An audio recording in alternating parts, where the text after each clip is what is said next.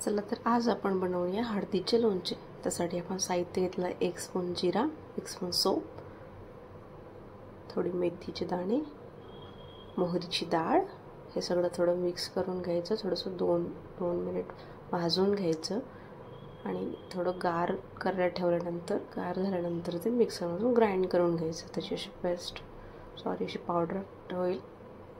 आणि त्याच्यानंतर आपण कढई घेणार आहे। कढईमध्ये ऑइल टाकले आहे, मस्टर्ड ऑइल। ते तापवायचं थोडंसं, जेणेकरून त्याची वाफ निघून गेली म्हणजे त्याचा जो कडवटपणा असतो तो निघून जातो। आणि आपण त्याच्यामध्ये थोडंसं जिरं टाकलेलं आहे, जे जिरं फुटलेलं आहे। त्या सोप टाकणार आहे त्याच्यामध्ये थोडीशी,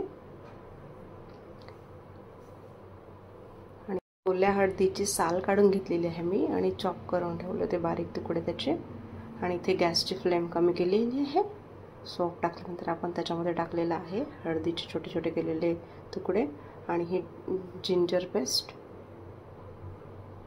स्टर करून ही मोहरीची डाळ टाकलेली आहे। याच्यामध्ये आपण व्यवस्थित स्टर करून घ्यायचं आणि आपण जी पावडर बनवली होती आधी ती पावडर याच्यामध्ये ॲड केलेली आहे। आणि पावडर त्याच्यानंतर 2 टीस्पून आपण चिली पावडर टाकलेली आहे याच्यामध्ये। ते व्यवस्थित मिक्स करून घ्यायचं आणि 2 टेबलस्पून मी सॉल्ट टाकलेलं आहे त्याच्यामध्ये।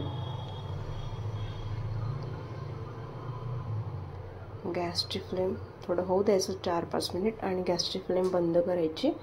आणि आपण लिंबू टाकायचं, म्हणजे चॉईस आहे आपली, टाकू शकता किंवा नाही, पण मला आवडते सो मी ॲड केलेलं आहे त्याच्यामध्ये।